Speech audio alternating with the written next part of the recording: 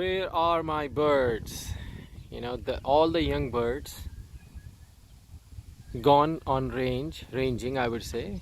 Ranging almost now it's 35 minutes. 35 minutes passed and I don't even see them anywhere. Like I saw them for 10 minutes circling on my loft and now I don't see any. They're all gone. It's almost 35 minutes now. Now it could be 36 minutes. So that's good, but they're all young birds. The birds who got tired, this is the second day for them. So they're sitting here, including that black checker.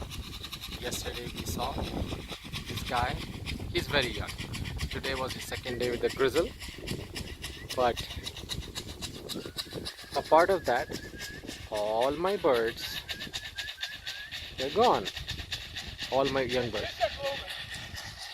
Yeah, here we go. See, the training is working now.